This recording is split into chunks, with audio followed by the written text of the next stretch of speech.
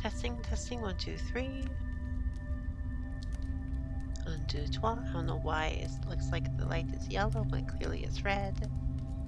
That's so weird. But this looks cool, so maybe I'll just keep it as it is. I don't know. But, let's see.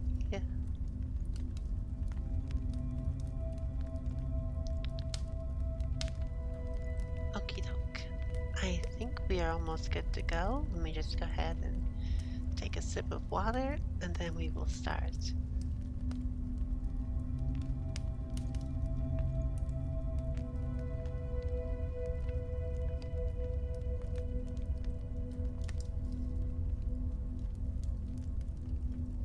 I hope everyone who's listening is having a wonderful evening, or day, afternoon, whichever you please, wherever you are in the world. And let's go ahead and get to reading some fantasy book. I'm going to try to speak a little bit quieter this time around, because I noticed last time that I was reading, it was more spirited, I guess. I think I definitely got a bit louder as time went on. But, that being said, I think my audio levels are okay, so we're going to go ahead and just try to do a bit of reading, and hopefully it won't be too quiet or the music too loud, or, you know, same difference. Okie doke. So, we're on chapter 4, Treebeard. Go ahead and turn off the text there. Okie doke.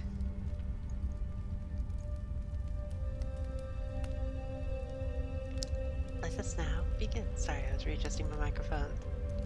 Oops. Chapter 4 of The Lord of the Rings, The Two Towers, Treebeard. Meanwhile, the hobbits went with as much speed as the dark and tangled forest allowed, following the line of the running stream, westward and up towards the slopes of the mountains, deeper and deeper into Fangorn. Slowly, their fear of the orcs died away, and their pace slackened. A queer stifling feeling came over them, as if the air were too thin or too scanty for breathing. At last Merry halted. "We can't go on like this," he panted. "I want some air." "Let's have a drink at any rate," said Pippin. "I'm parched." He clambered onto a great tree root that wound down into the stream, and stooping, drew up some water in his cupped hands. It was clear and cold, and he took many draughts. Mary followed him.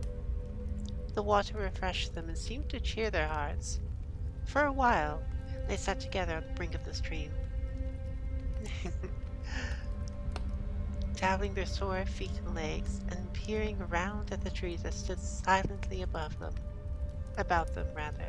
rank upon rank, until they faded away into gray twilight in every direction. "Rude, but you are late." "We started 3 minutes ago, buddy. What happened?" "Hope you're doing well tonight."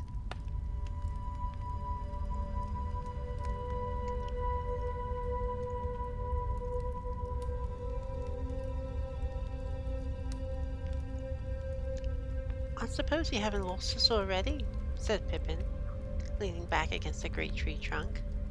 "We can at least follow the course of this stream, the Entwash or whatever you call it, get out again the way we came."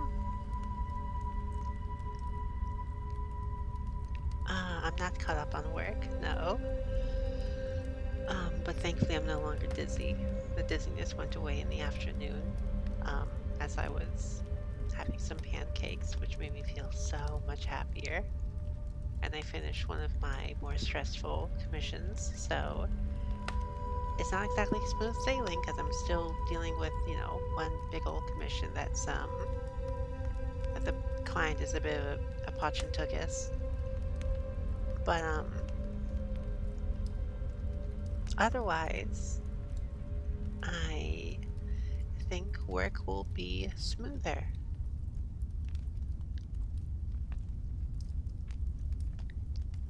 Anyway, let's get back to it.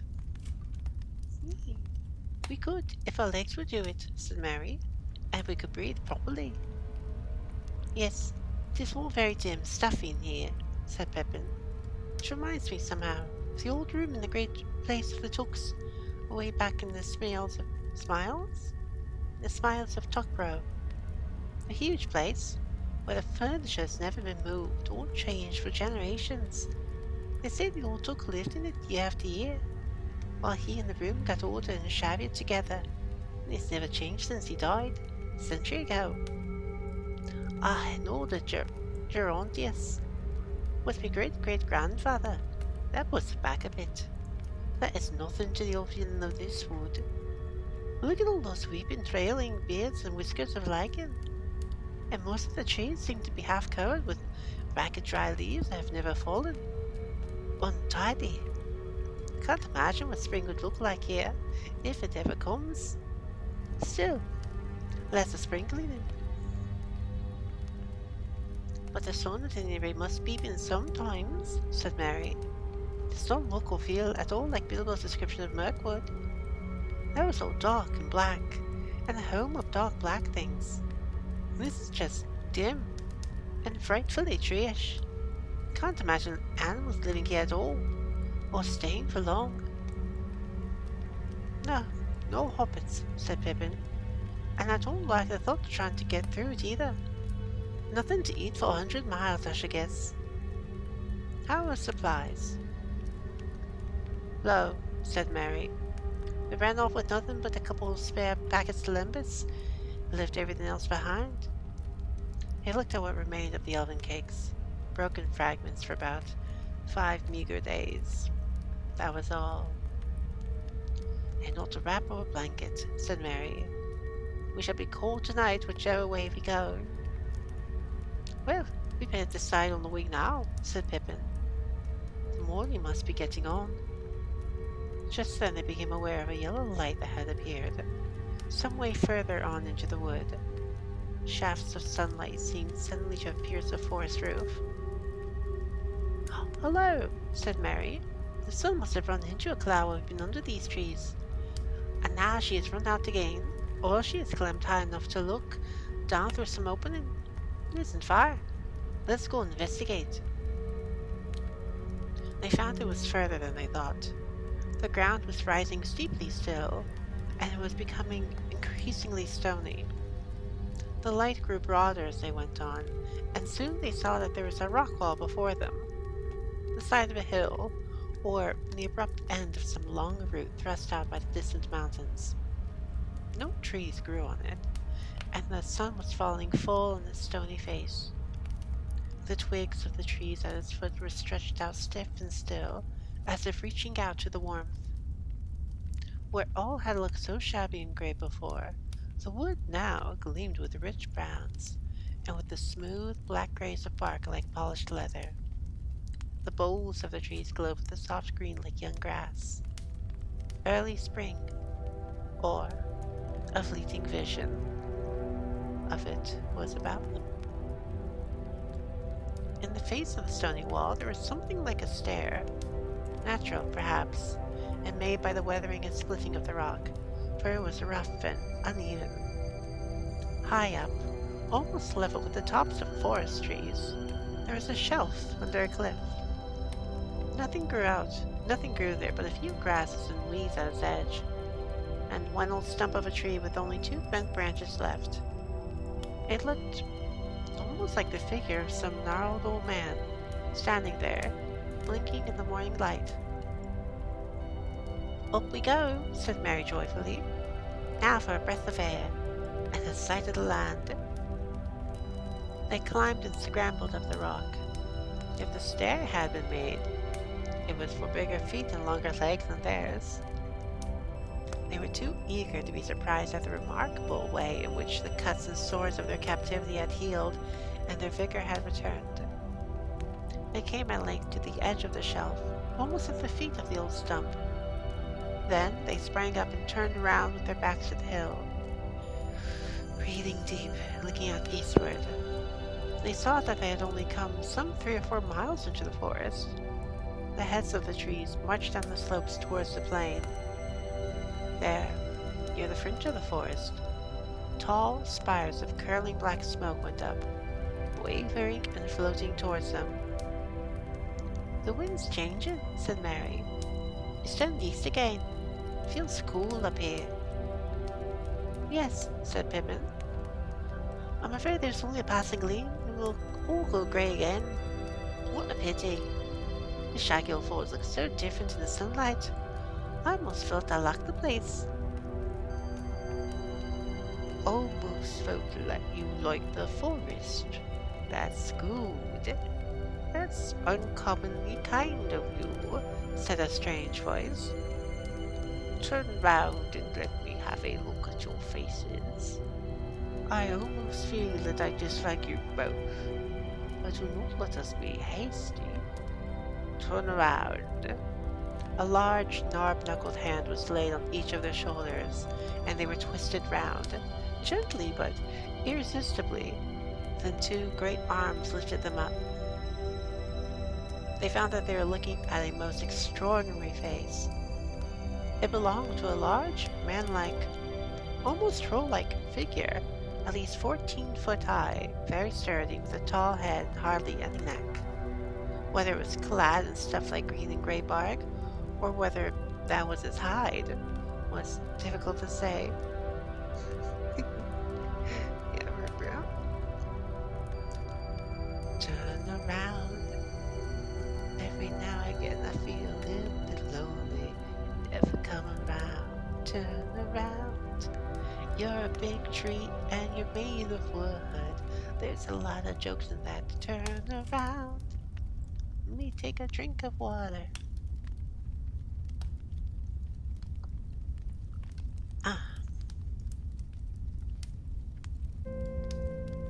At any rate, the arms, at a short distance from the trunk, were not wrinkled, but covered with a brown, smooth skin. The large feet had 7 toes each.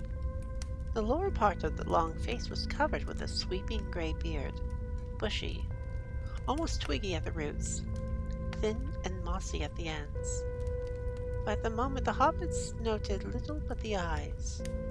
These deep eyes were now surveying them, slow and solemn, but very penetrating. They were brown, shot with a green light. Often afterwards Pippin tried to describe his first impression of them.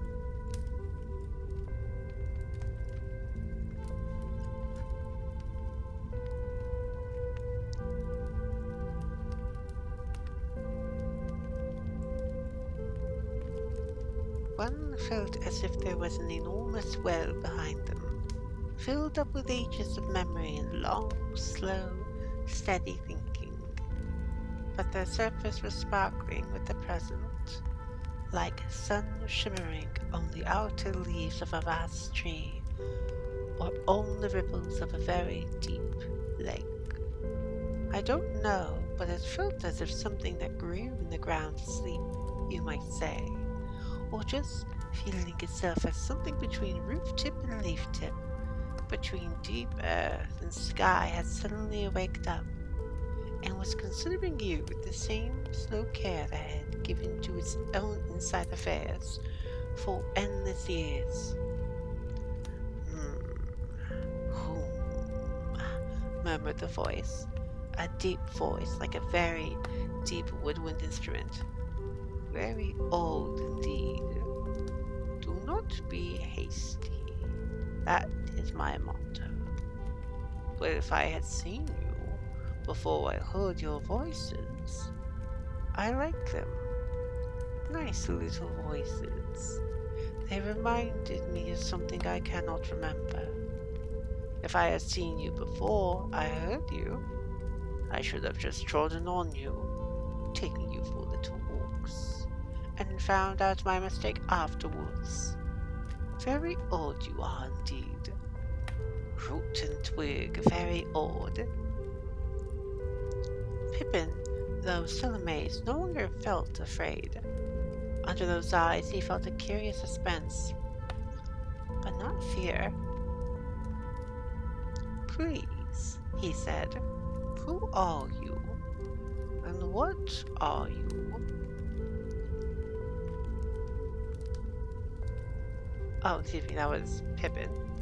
Please, he said, who are you? And what are you? Oh, there you go, not being able to read again. A queer look came into the old eyes, a kind of wariness. The deep wells were covered over. Now, answered the voice. Well, I am an ant. Oh, that's what they call me. Yes, ant is the word. The ant I am, you might say, in your manner of speaking. Fangorn is my name according to some. Treebeard, others make it. Treebeard will do. An ant, said Mary.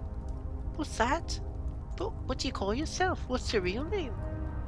Who now? Replied Treebeard. Who? Now that would be telling. Not so hasty. And I am doing the asking. You are in my country. What are you, I wonder? I cannot place you. You do not seem to come in the old lists that I learned when I was young. But that was a long, long time ago. And they may have made new lists. Let me see. How did it go? Oh boy, this is... I don't think I'm going to read it as slow as Treebeard, because this is a lot of poem. Learn now the lore of living creatures. First name the four, the free peoples. Eldest of all, the elf children. Dwarf the delver, dark are his houses. Ant the earthborn, old as mountains. Man the mortal, master of horses. Beaver the builder, buck the leaper, bear the hunter, bull the fighter, hound is hungry, hare is fearful. Eagle in the eyrie, ox in the pasture, hart-horn crowned, hawk is swiftest, swan the whitest, serpent coldest.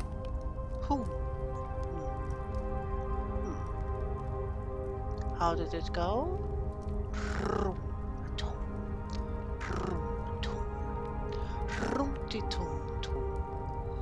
It was a long list. But anyway, you do not seem to fit in anywhere.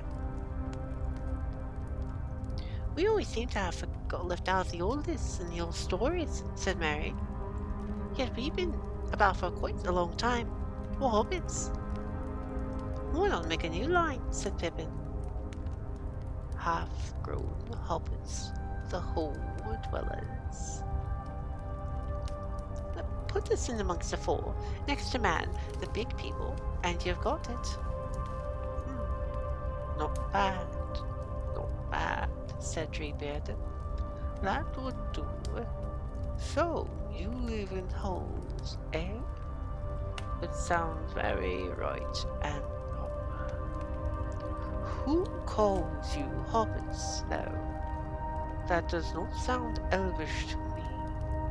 Elves made all the old words. They began it. Nobody else calls us hobbits. We call ourselves that, said Pippin. Come now, not so hasty. You call yourselves hobbits, but you should not go telling just anybody. You'll be letting out your own right names if you're not careful. We aren't careful about that, said Mary. As a matter of fact, I'm a Brandybuck. Mary Duck Brandybuck. The most people just call me Mary. And I'm a Tuck, Peregrine Tuck, but but I'm generally called Pippin, or even Pip. Hmm. But you are hasty folk, I see, said Treebeard. I am honored by your confidence, but you should not be too free all at once. There are ants and ants, you know. Or there are ants and things that look like ants but ain't, as you might say. I'll call you Mary and Pippin if you please. Nice names. For I am not going to tell you my name. Not yet, at any rate. A queer, half-knowing, half-humorous look came with a green flicker into his eyes. For one thing, it will take a long while. My name is growing all the time, and I've lived a very long time. So my name is like a story. Real names tell you the story of the things they belong to in my language. In the old English, as you might say. It is a lovely language, but it takes a very long time to say anything in it, because we do not say anything in it, unless it is worth taking a long time to say and to listen to. But now, and the eyes became very bright and present, seeming to grow smaller and almost sharp. What is going on? What are you doing in it all? I can see and hear and smell and feel a great deal from this. From this? From this la la la rumba calmanda linto brume. Excuse me. That is a part of my name for it. I do not know what the word is in the outside languages. You know, the thing we are on, where I stand and look out on fine mornings, and think about the sun, and the grass beyond the wood, and the horses, and the clouds, and the unfolding of the world. What is going on? What is Gandalf up to? And these Urarum. He made a deep rumbling noise like a discord on a great organ. These orcs and young Saruman down at Isengard. I like news, but not too quick now. There's quite a lot going on, said Mary. And even if we tried to be quick, it would take a long time to tell. But you told us not to be hasty. Ought we to tell you anything so soon? Would you think it rude if we asked what you are going to do with us, and which side you are on? And did you know Gandalf? Yes, I do know him. The only wizard that really cares about trees, said Treebeard. Do you know him? Yes, said Pippin, sadly. We did. He was a great friend, and he was our guide. Then I can answer your other questions, said Treebeard. I am not going to do an anti-Radagast propaganda.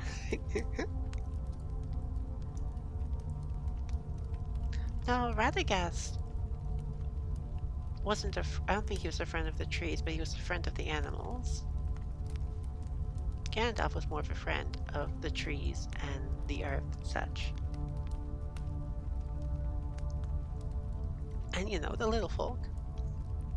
Gandalf was otherwise an all-around pretty cool dude. I mean, he smoked the trees. Yeah, he did. He cares a lot about the trees.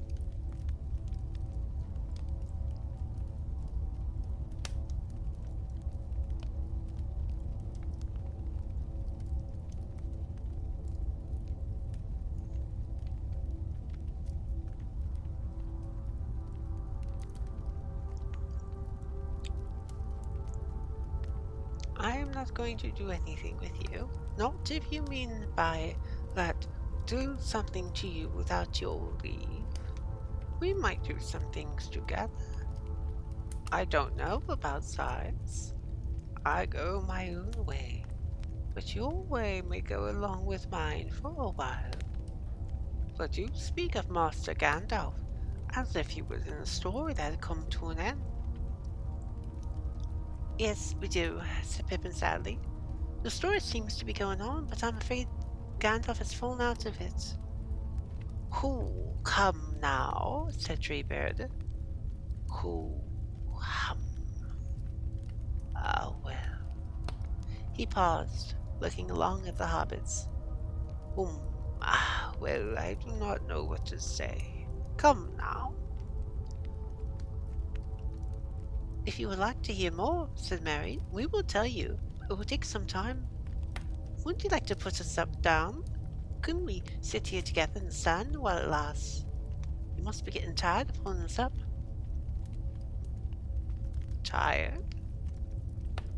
No, I am not tired. I do not easily get tired, and I do not sit down. I am not very bendable, but there, the sun is going in. Let us leave this. Did you say what you call it? Hill? Suggested Pippin. Shelf? Step? Suggested Mary. Treebeard repeated the words thoughtfully. Hill. Yes, that was it. But it is a hasty word for a thing that has stood here ever since this part of the world was shaped. Never mind. Let us leave it and go. Where shall we go? Asked Mary. To my home, or one of my homes, answered Treebeard. Is it far? I do not know. You might call it far, perhaps. But what does that matter? Well, you see, we have lost all our belongings, said Mary. We have only a little food. Oh, You need not trouble about that, said Treebeard. I can give you... I'm gonna try to read a bit quicker, because there's 30 pages left in this chapter, and I don't want to be here all night. I can give you a drink that will keep you green and growing for a long, long while. And if we decide to part company, I can set you down outside my country at any point you choose. Let us go. Holding the hobbits gently but firmly. Oh, excuse me. Ooh, excuse me again, sorry. I swear I'll get to the sentence as I keep burping. One in the crook of each arm, Treebeard lifted up first one large foot, and then the other, and moved them to the edge of the shelf. Their root-like toes grasped the rocks. Then carefully and solemnly, he stalked down from step to step and reached the floor of the forest.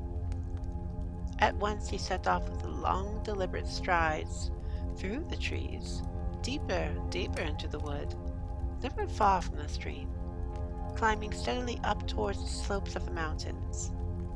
Many of the trees seemed asleep, or as unaware of him as any other creature that merely passed by. But some quivered, and some raised up their branches above his head as he approached. All the while, as he walked, he talked to himself in a long-running stream of musical sounds. The hobbits were silent for some time. They felt, oddly enough, safe and comfortable, and they had a great deal to think and wonder about. At last, Pippin ventured to speak again. Please, Treebeard, he said, could I ask you something? Why did Celeborn warn us against your forest? He told us not to risk getting entangled in it. Did he now? Rumbled Treebeard. And I might have said much the same if you had been going the other way. Do not risk getting entangled in the woods of Loren Lindorinan. That is what the elves used to call it. But now they make the name shorter. Lothlorien, they call it. Perhaps they are right. Maybe it is fading, not growing. Land of the valley of singing gold, that was it once upon a time. Now it is the dream flower. Ah, well. But it is a queer place, and not just for anyone to venture in. I am surprised that you ever got out, but much more surprised that you ever got in. That has not happened to strangers for many a year. It is a queer land. And so is this. Folk have come to grieve here. Aye, they have to grieve. Larindorinan lindilindor, malinililion ornimalin. He hummed to himself. They are falling rather behind the wood in there, I guess. He said, neither this country nor anything else outside the Golden Wood is what it was when Celeborn was so young. Still, Doreli Moima, Dumbly Morna, Tumbele Turera, Lo Minoro. That is what they used to say. Things have changed, but it's still true in places. What do you mean? Said Pippin. What is true? The trees and the ends, said Treebeard. I don't understand all that goes on myself, so I cannot explain it to you. Some of us still true ends, and lively enough in our own fashion, but many are growing sleepy, going tree-ish, as you might say. Most of the trees are just trees, of course, but many are half awake. Some are quite wide awake, and a few are, getting entish. That is going on all the time. When that happens to a tree, you find that some have bad hearts. Nothing to do with their wood. I do not mean that. Why, I knew some good old willows down the Entwash, gone long ago, alas. They were quite hollow. Indeed, they were falling all to pieces, but as quiet and sweet-spoken as a young leaf. And then there are some trees in the valleys under the mountains, sound as a bell, and bad right through. That sort of thing seemed to spread. There used to be some very dangerous parts of this country. There are still some very black patches. Like the old forest away to the north, do you mean? Asked Mary. Aye, something like, but much worse. I do not doubt there is some shadow of a great darkness lying there still away north, and bad memories are handed down. But there are hollow dales in this land where the darkness has never been lifted, and the trees are older than I am. Still, we do what we can. We keep off strangers and the foolhardy, and we train and we teach, we walk and we weed. Give me a second, let me get a drink of wine real quick.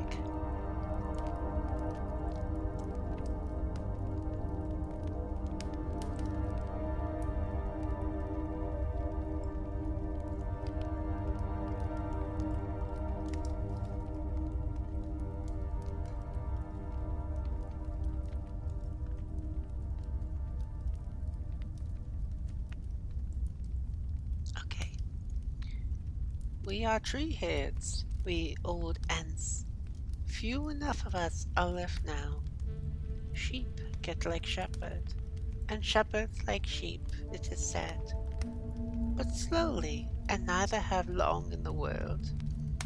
It is quicker and closer with the trees and ants, and they walk down the ages together. For ants are more like elves, less interested in themselves than men are, and better at getting inside other things. And yet again, ants are more like men, more changeable than elves are, and quicker at taking the color of the outside, you might say. Or better than both, for they are steadier and keep their minds on things longer. Some of my kin look just like trees now and need something great to rouse them, and they speak only in whispers. But some of my trees are limb-lithe, and many can walk to me. Elves began it, of course, waking trees up and teaching them to speak and learning their tree talk. They always wished to talk to everything, the old elves did. But then the great darkness came, and they passed away over the sea, or fled into far valleys, and hid themselves, and made songs about days that would never come again. Never again. I. There was all one word once upon a time, from here to the mountains of Lund, and this was just the east end. Those were the broad days. Time was when I could walk and sing all day, and hear no more than the echo of my own voice in the hollow hills. The words were like the words of Lothlorien, only thicker, stronger, younger, and the smell of the air. I used to spend a week just breathing. Same here, bud.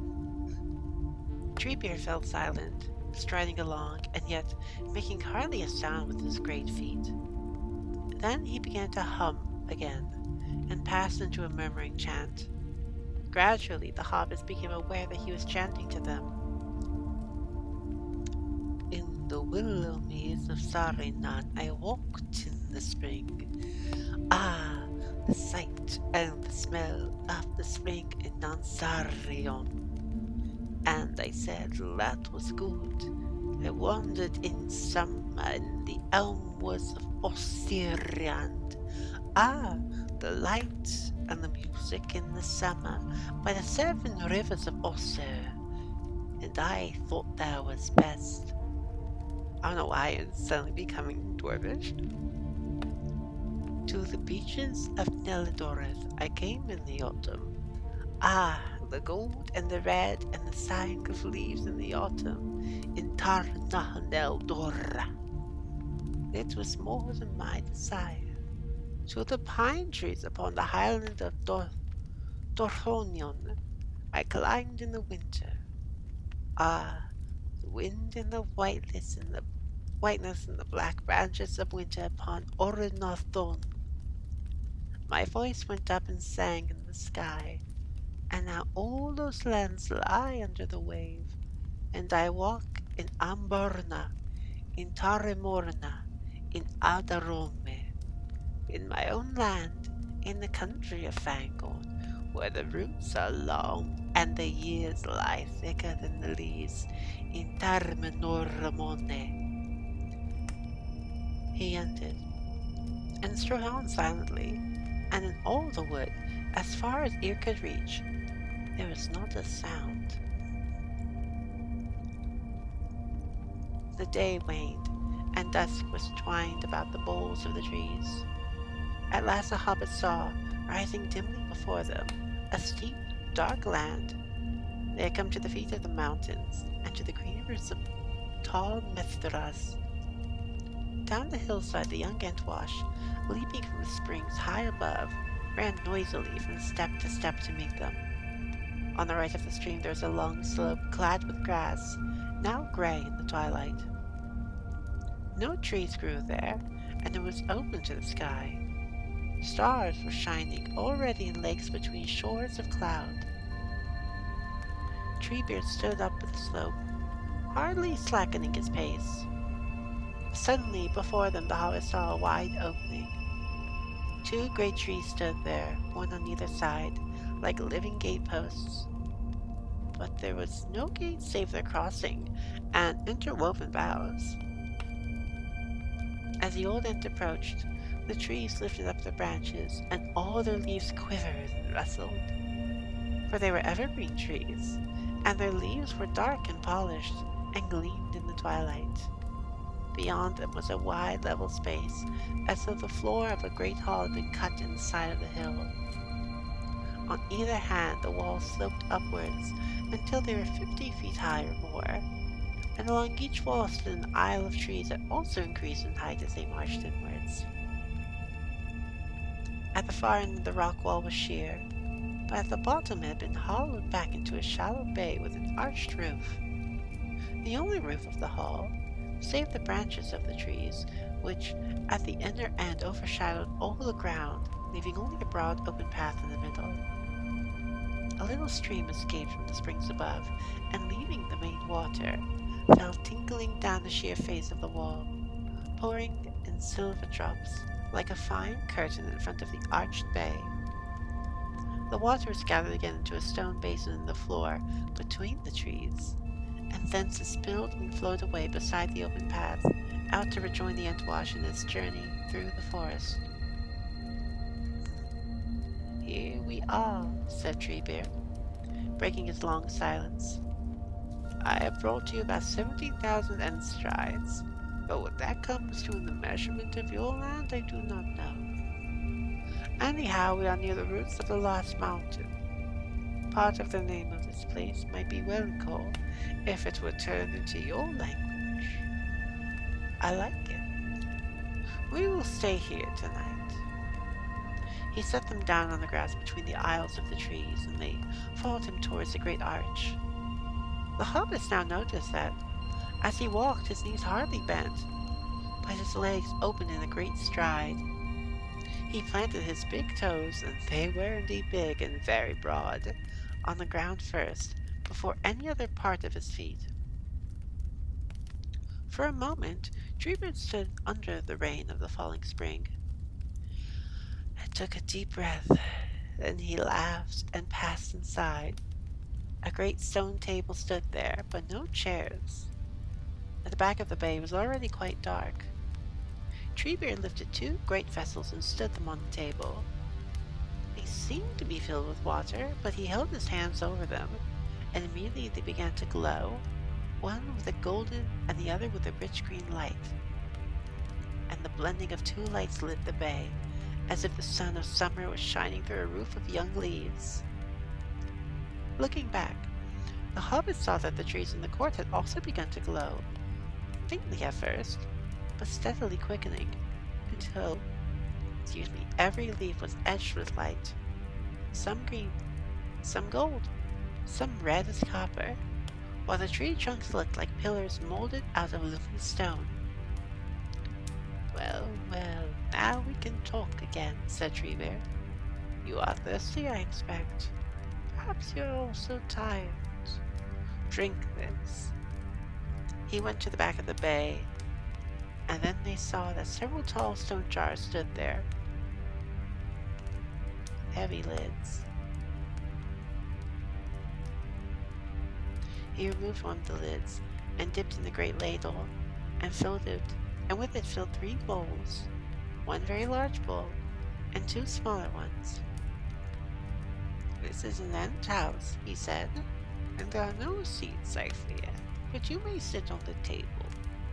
Picking up the hobbits, he set them on the great stone slab, 6 feet above the ground, and there they sat dangling their legs and drinking in sips.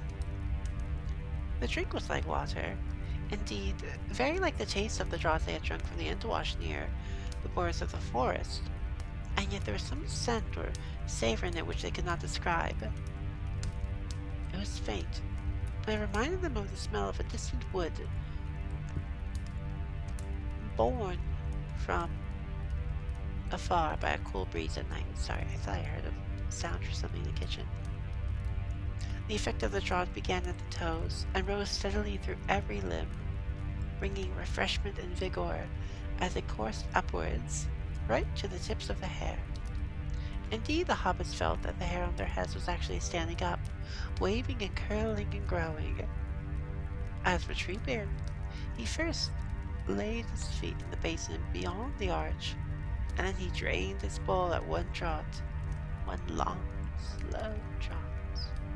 The hobbits thought he would never stop. At last he set the bowl down again. Ah, he sighed. "Now we can talk easier. You can sit on the floor and I will lie down. That will prevent this drink from rising to my head and sending me to sleep. On the right side of the bay there was a great bed on low legs, not more than a couple of feet high, covered deep in dry grass and bracken. Treebeard lowered himself slowly onto this, with only the slightest sign of bending at his middle, until he lay at full length, with his arms behind his head, looking up at the ceiling, upon which lights were flickering, like the play of leaves in the sunshine. Merry and Pippin sat beside him on pillows of grass. "Now tell me your tale, but do not hurry," said Treebeard. The hobbits began to tell him the story of their adventure ever since they left Hobbiton. They followed no very clear order, for they interrupted one another continually, and Treebeard often stopped the speaker and went back to some earlier point or jumped forward asking questions about later events. They said nothing whatever about the ring, and did not tell him why they set out for where they were going to, and he did not ask for any reasons. He was immensely interested in everything, in the Black Riders, Elrond and Rivendell, in the Old Forest and Tom Bombadil, my man, in the mines of Moria, and in Lothlorien and Galadriel. He made them describe the Shire and its country over and over again. He said an odd thing at this point. "You never see any Ents round there, do you?" he asked. "Well, not Ents. Entwives, I should really say." "Entwives?" said Pippin. "Are they like you at all?" "Yes. Well, no. I do not really know now," said Treebeard thoughtfully. "But they were like your country, so I just wondered." Treebeard was, however, especially interested in everything that concerned Gandalf, and most interested of all in Saruman's doings. The hobbits regretted very much that they knew so little about them, only a rather vague report by Sam of what Gandalf had told the council.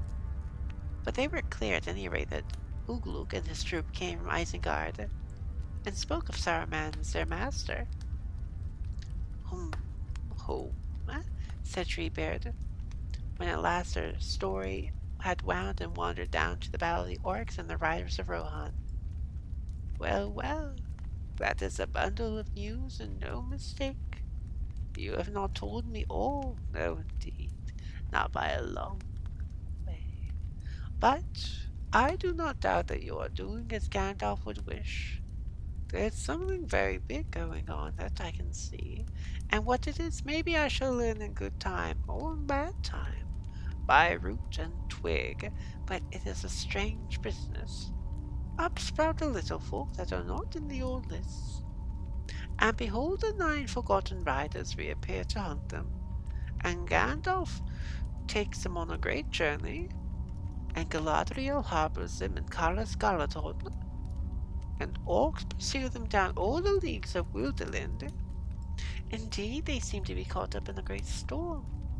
I hope they weather it." "And what about yourself?" asked Merry. "I have not troubled about the great wars," said Treebeard. "They mostly concern elves and men. That is the business of wizards. Wizards are always troubled about the future. I do not like worrying about the future. I am not altogether on anybody's side, because nobody is altogether on my side, if you understand me. Nobody cares for the woods as I care for them, not even elves nowadays. Still, I take more kindly to elves than to others. It was the elves that cured us of dumbness long ago, and that was a great gift that cannot be forgotten, though always have parted since. And there are some things, of course, whose side I am altogether not on.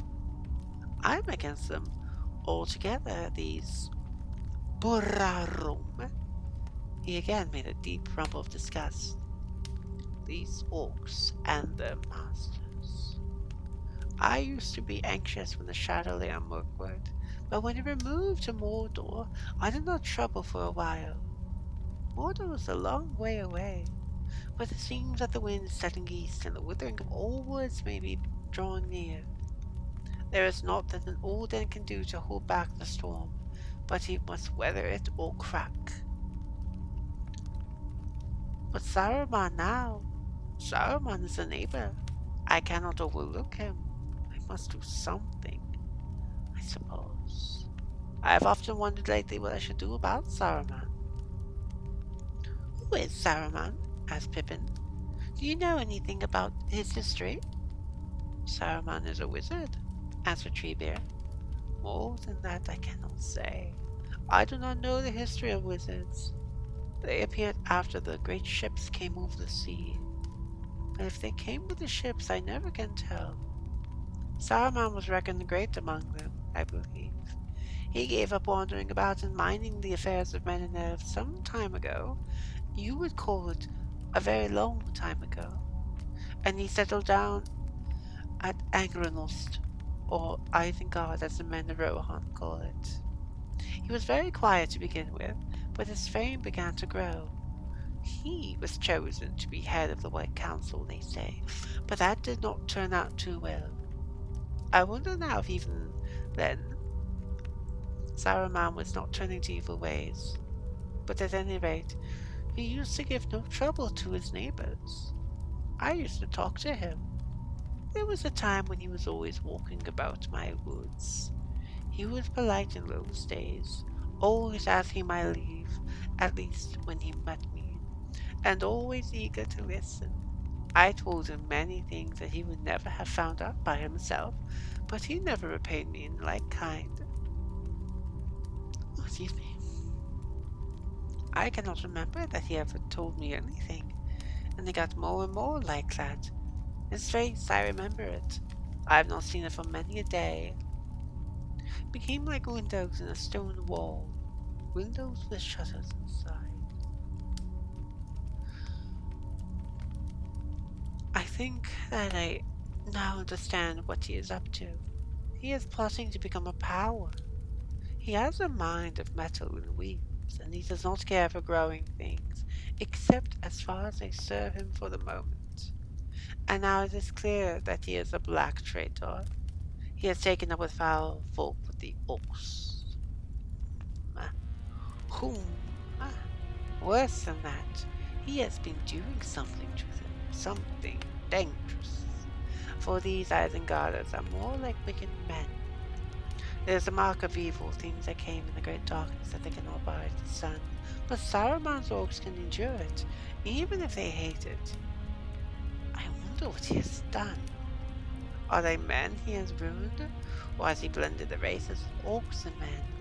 That would be a black evil.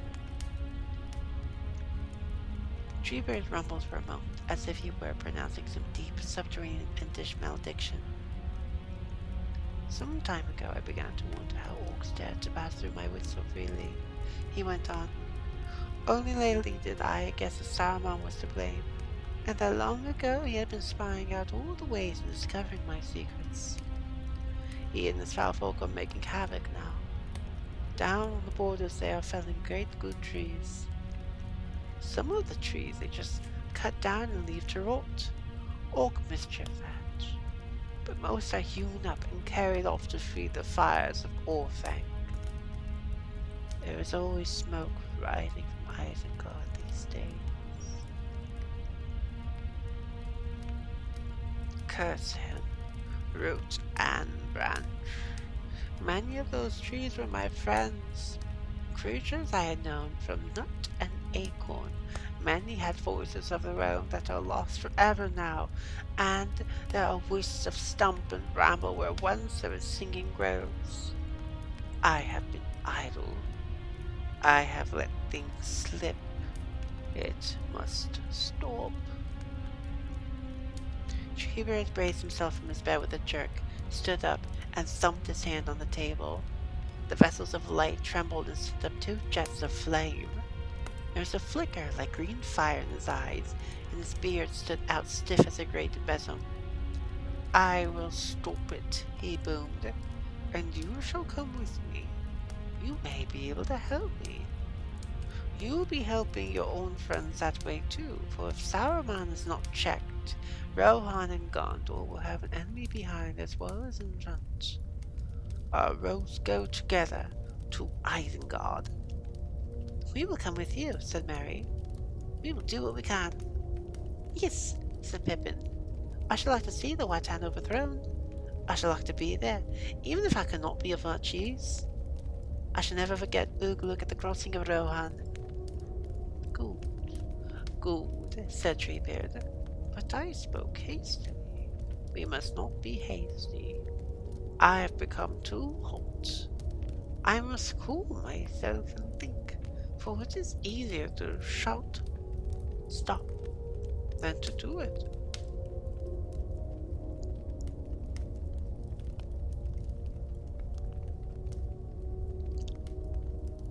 He strode to the archway and stood for some time under the falling rain of the spring. Then he laughed and shook himself, and wherever the drops of water fell glittering from him to the ground, they glinted like red and green sparks. He came back and laid himself on the bed again and was silent. After some time, the hobbits heard him murmuring again. He seemed to be counting on his fingers. Fangul, Finglas, Faldrif, aye. He sighed. The trouble is that there are so few of us left, he said, turning towards the hobbits. Only 3 remain of the first Ents that walked in the woods before the darkness. Only myself, Fangorn, and Finglas, and Fladrif.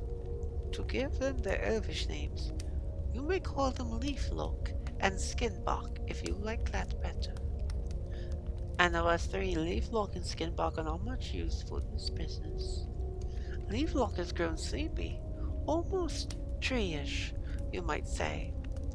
He has taken to standing by himself half asleep all through the summer with the deep grass of the meadows round his knees. Covered with leafy hair he is. He used to rouse up in winter, but of late he has been too drowsy to walk far even then. Skinbark lived on the mountain slopes west of Isengard. That is where the worst trouble has been. He was wounded by the orcs, and many of his folk in his tree huts have been murdered and destroyed. He has gone up into the high places, among the birches that he loves best, and he will not come down. Still, I dare say, I could get together a fair company of our younger folks, if I could make them understand the need, if I could rouse them. We are not a hasty folk. What a pity there are so few of us. Why are there so few when you have lived in this country for so long? Asked Pippin. Have a great many died? Oh, no, said Treebeard. None have died from inside, as you might say. Some have fallen in the evil chances of the long years, of course, and more have grown tree-ish. But there were never many of us, and we have not increased. There have been no Entings, no children, you say, not for a terrible long count of years. You see, we lost the Entwives. Oh, how very sad, said Pippin. How was it that they all died? They did not die, said Treebeard. I never said died. We lost them, I said. We lost them and we cannot find them. He sighed. I thought most folk knew that. There are songs about the hunt of the Ents, for the Entwives sung among elves and men from Morgwood to Gondor. They cannot be quite forgotten. Okay. There's about 17 pages left in this chapter, but I am starting to fade pretty quickly. So, we'll have to pick up maybe sometime during the week, or just next week in general, for continuation of chapter 4 of Treebeard. But, I had big fun. Yeah. I'm starting to get sleepy. I took my sleep medication about half an hour ago, and it's kicking in, so, I might see if I can help out a friend on a game for a little bit, and then I'm going straight to bed. I just don't have energy to read anymore because I will fall asleep. Yeah, thank you for joining me. Thank you everyone who was here, either on Twitch or on YouTube, whichever place. I appreciate you, and make sure to be kind to each other. Stay safe, drink lots of water, do some exercise, and I'll see you guys most likely. There might be a stream tomorrow evening. It depends on how well I'm feeling and how cognitive I'm feeling after my early morning appointment, because that usually takes a lot out of me. But if not Tuesday, then for sure probably Wednesday. Anyway, I will see you guys later. Thank you so much for joining me. Bye-bye.